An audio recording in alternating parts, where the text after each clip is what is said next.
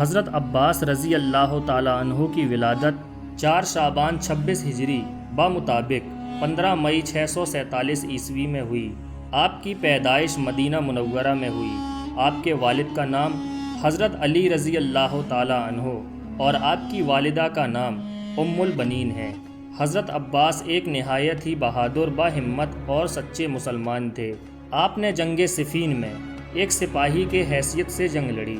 اس جنگ میں حضرت عباس نے اپنے والد محترم کا جنگی لباس جیب تن کیا اور آپ نے دشمن فوج کے کئی سپاہی مارے۔ اس وقت تک دشمن فوج آپ کو حضرت علی رضی اللہ تعالیٰ عنہ تصور کر رہی تھی، لیکن جب حضرت علی میدان میں تشریف فرما ہوئے تو دشمن کے لشکر کے سبھی سپاہی آپ کو دیکھ کر حیران ہوئے۔ جب علی یہاں ہیں تو یہ کون ہیں؟ اس پر حضرت علی رضی اللہ تعالیٰ عنہ نے اپنے بیٹے عباس کو ان الفاظ سے متعارف کروایا، یہ عباس ہیں، بنو ہاشم کا چاند۔ حضرت غازی عباس نے یہ جنگ لڑی اور فتح یاب ہوئے، اسی نسبت سے آپ کو غازی کہا جاتا ہے۔ غازی کسی بھی ایسے شخص کو کہا جاتا ہے جو جنگ لڑے اور شہید بھی نہ ہو۔ اب وہ وقت آ گیا کہ امام عالی مقام حضرت امام حسین رضی اللہ تعالیٰ عنہ کے علمبردار حضرت عباس رضی اللہ تعالیٰ عنہ امام عالی مقام سے میدان میں جانے کی اجازت طلب کر رہے ہیں اور عرض کرتے ہیں، بھائی جان، سارے بھائی بھتیجے اور بھانجے تو بھوکے پیاسے جام شہادت نوش کر لیے، مگر ننھے ننھے شیر خوار بچوں کا پیاس سے تڑپنا اور ان کا بلکنا مجھ سے دیکھا نہیں جاتا۔ مجھے اجازت دیجیے، میں جا کر نہر فرات سے ایک مشکیزہ پانی لاؤں اور ان پیاسوں کو پلاؤں۔ حضرت امام عالی مقام کی آنکھیں اشکبار ہو گئیں۔ آپ نے فرمایا، بھائی عباس، تم ہی میرے علمدار ہو، اگر پانی لانے میں تم شہید ہو گئے تو پھر میرا علم کون اٹھائے گا اور میرے زخم دل پر مرہم کون لگائے گا؟ حضرت عباس نے عرض کیا، میری جان آپ پر قربان، مجھے پانی لانے کی اجازت ضرور دیجیے، کیونکہ اب ننھے بچوں کے پیاس کی تکلیف میری قوت برداشت سے باہر ہے۔ بس آخری تمنا یہی ہے کہ ساقی کوثر کے جگر پاروں کو چند گھونٹ پانی پلا کر میں بھی اپنے بھائیوں کے پاس پہنچ جاؤں۔ حضرت امام حسین نے حضرت عباس کی طرف سے جب بہت اصرار دیکھا تو انہیں سینے سے لگایا اور اشک بار آنکھوں کے ساتھ ان کو اجازت دے دی۔ حضرت عباس ایک مشکیزہ کاندھے پر لٹکا کر گھوڑے پر سوار ہوئے اور نہر فرات کی طرف روانہ ہوئے۔ یزیدی فوج نے جب حضرت عباس کو نہر فرات کی طرف آتا ہوا دیکھا تو روک دیا۔ آپ نے فرمایا، اے کوفیو، خدائے تعالیٰ سے ڈرو اور رسول اللہ صلی اللہ علیہ وسلم سے شرماؤ۔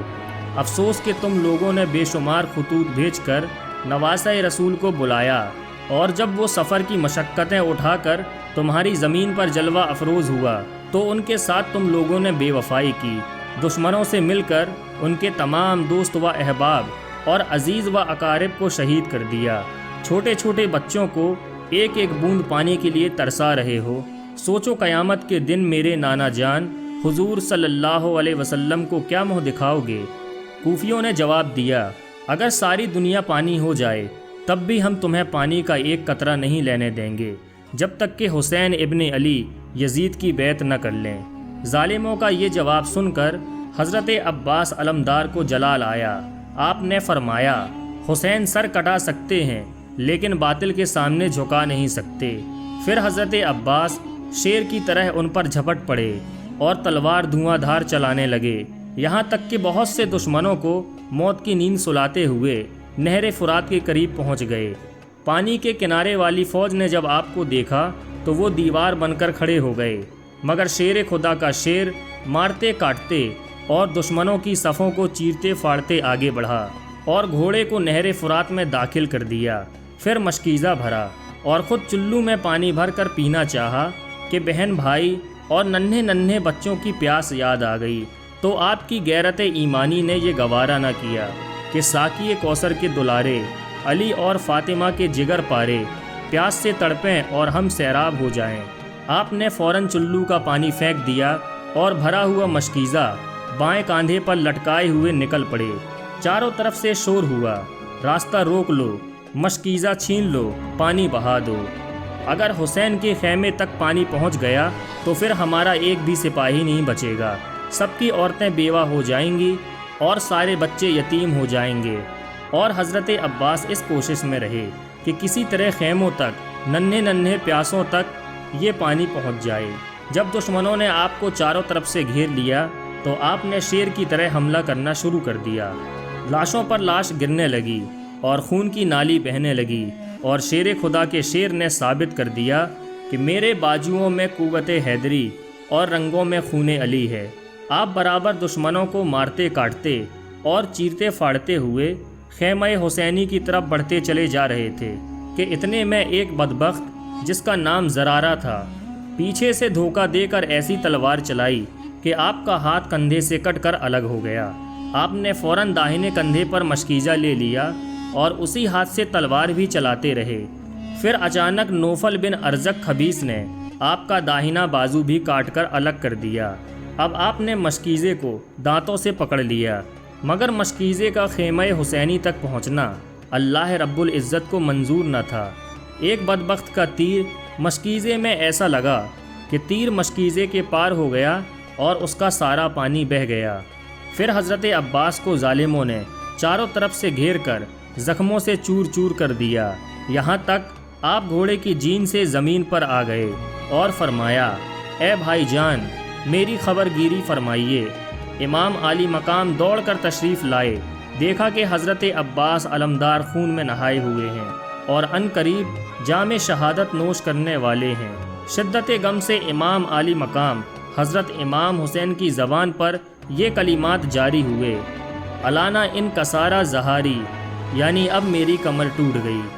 پھر حضرت عباس کی لاش کو آپ اٹھا کر خیمہ کی طرف لے جا رہے تھے کہ ان کی روح دار بقا کو تشریف لے گئی۔ یہ ایک عجیب نقصان ثابت ہوا حضرت امام حسین رضی اللہ تعالی عنہ کے لشکر کے لیے۔ یہ 10 محرم الحرام کا دن تھا جب آپ سے 3 دن کے پیاسے بچوں کی پیاس نہ دیکھی گئی اور آپ اکیلے پانی لینے کے لیے چلے گئے۔ آپ کامیاب لوٹ رہے تھے، لیکن کمزور دشمن نے پیچھے سے وار کر کے آپ کو شہید کر دیا۔ آپ کو دریائے فرات کے قریب شہید کیا گیا تھا اور آپ کا مزار بھی اسی مقام پر ہے جہاں میدان کربلا عراق میں آپ اپنے گھوڑے سے گرے تھے۔ اسی مقام پر آپ کی قبر مبارک ہے اور یہیں پر آپ کا مزار تعمیر کیا گیا ہے، جہاں لاکھوں مسلمان ہر سال خاص کر محرم الحرام میں زیارت کے لیے آتے ہیں۔ بہادری، جرت اور وفا کی آپ ایسی مثال ہیں جو قیامت تک قائم رہے گی۔ آپ پر لاکھوں کروڑوں سلام۔